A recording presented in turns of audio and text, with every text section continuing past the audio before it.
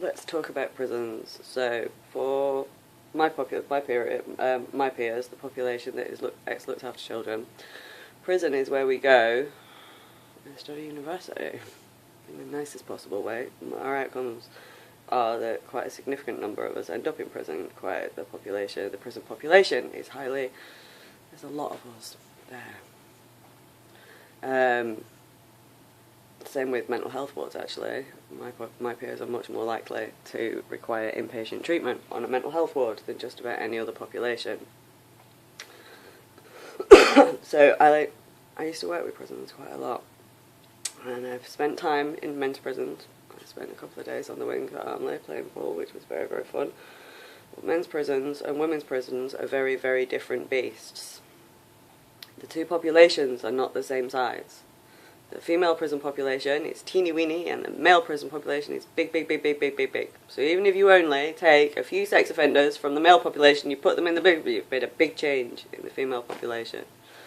The female population are highly likely to have come from the looked after system, to have experienced sexual abuse, to experience traumatic brain injury. Something like 45% of female prisoners have suffered in UK prisons suffered traumatic brain injury at the hands of a male. This is largely poverty-related offences, breaches of orders, petty offences, drug offences, antisocial offences. That's not an offence, by the way. We need to discuss antisocial behaviour at one point. And basically what you're talking about is women where we have learned all this stuff, where we do know this, but it's functions like me who know this. We know that the female prison population is the most vulnerable population of women in the country by fucking miles. And they are vulnerable to every type of abuse that you can think of, both inside prison and out, and they won't be believed. And they'll be blamed. So that's who you want to lock sex offenders in. I think Dr. Nick did the research about the high numbers of sex offenders who were viewing trans, because not only has it been delivered with a gender recognition certificate that everybody's saying is access to female spaces, no question, it's been delivered with rhetoric which reduces victims of abuse to objects so they can be harmed. And that door was opened up in the name of feminism. Fuck off. Really. That's Laurie Penny and her friends. Laurie Penny wants to be genderqueer, and she wants to have a marginalised identity, so my peers have got to be locked in with people who rape them. Got it. Bit like when austerity happened and Owen Jones needed a media career, so he needed to spend 8 years preventing discussion of political consensus on welfare reform, because that's the same women. Let's talk about mental health wards while we're here. We learn in the 20th century through a process of rapes and harm and abuse and the development of our systems that we do not have mixed sex wards. Because when we have mixed sex mental health wards, those women are under the bell jar and nobody hears them scream and nobody believes them. And they get raped. And they get raped by sexually abusive patients, and they get raped by sexually abusive contractors, and they get raped by sexually abusive professionals, and they do not get believed. And all we've just done is shown that how that happens. They're reduced to an object in someone else's debate.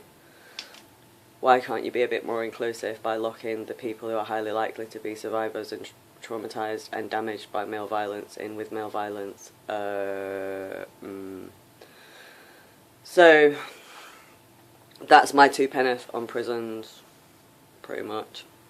It's not a very cheery two penneth.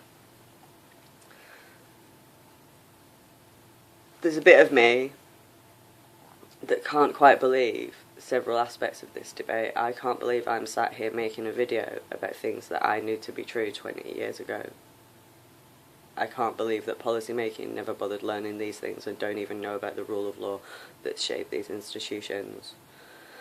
And I can believe by now that my peers are worth so little that they can just be sacrificed to the altar of posh birds needing a marginalised identity. Yeah. It's a simple comparison of two means to look at offending rates between trans women and men and decide if they're the same population or not. It's a t-test. It's not that difficult. I could do it by hand now. But actually, this is one of those debates where we're not talking about being inclusive. We're talking about locking sex offenders in a cell and saying that those women have no rights. Well, they fucking do.